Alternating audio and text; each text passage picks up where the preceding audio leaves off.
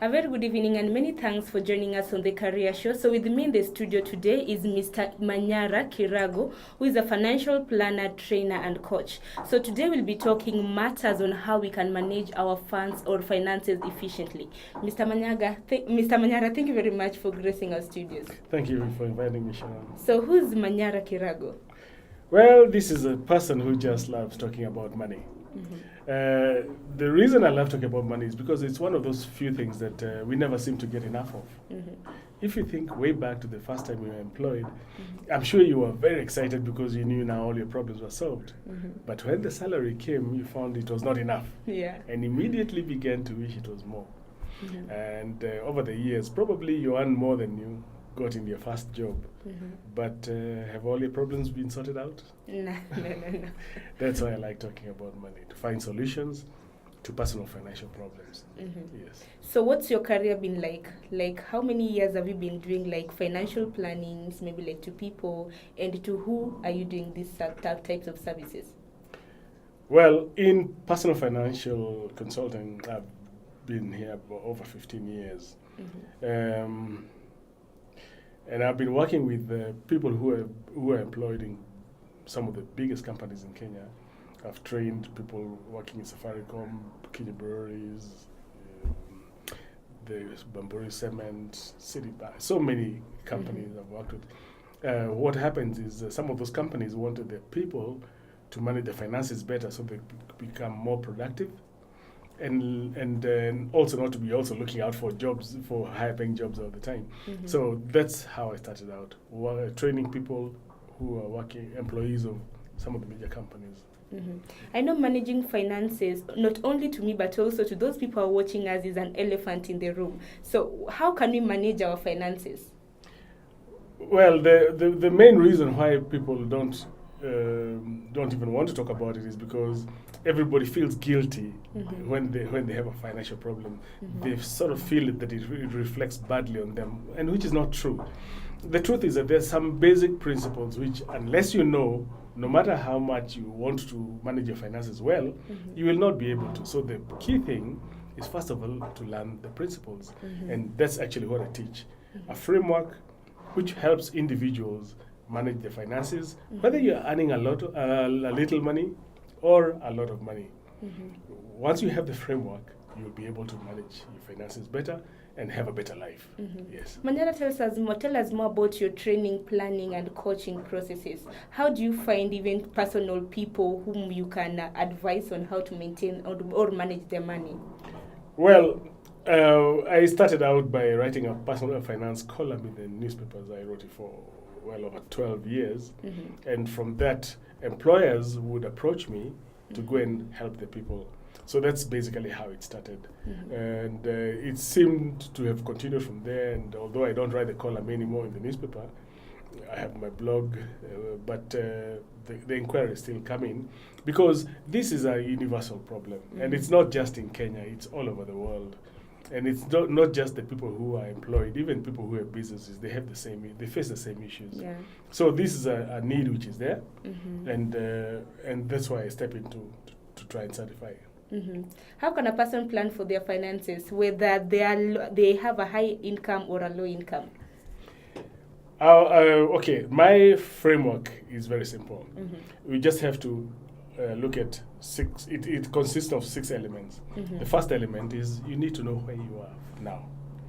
The reason is if you don't know where you are financially, it is very difficult for you to plan how to improve, or even whether you won't even know whether you have improved if you didn't know where you are. You need to know where you are first. So you determine your financial position. Then the next thing is each person should have a set of smart financial goals. Most of us don't set goals, and definitely most of us don't set smart goals. We need to learn how to do that. What is a smart goal according to Manyara? Just to say it very quickly, it's a goal which is specific in terms of the amount of money and the time frame. And also, you should have a mutual agreement. If you have a partner, you should have mutual agreement with the partner. And it should be attainable, should be recorded, and you should accept that you have to make trade-offs. You have to give up some things in order to get the things which are really important. So, Setting the goals is a second element. Then thirdly, you have to have a framework, a way of managing your income or your cash flow so that you have something left at the end of the day, which you can put to savings towards your goals.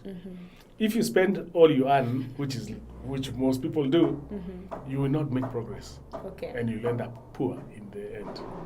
So you have to learn how to save. And there are specific things you need to put in place for that to happen.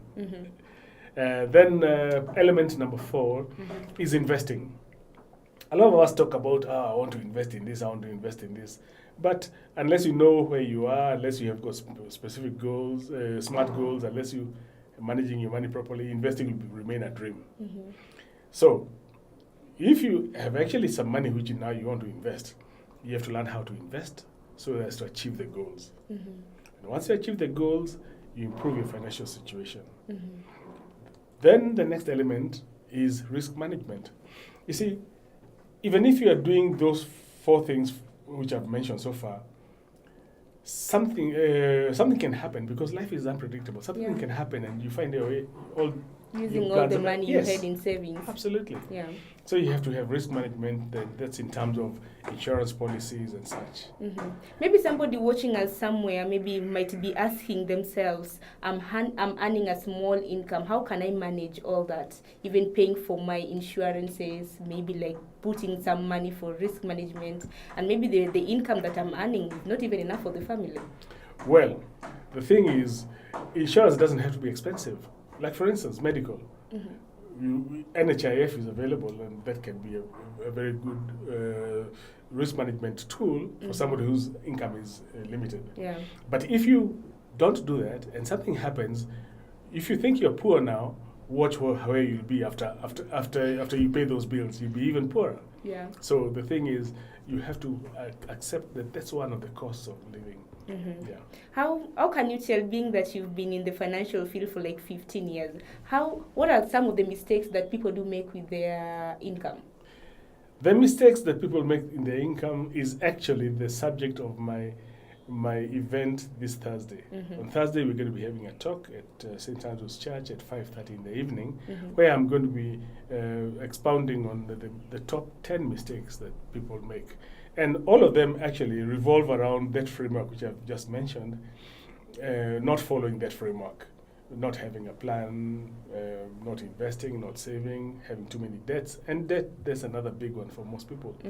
So those mistakes revolve around that framework.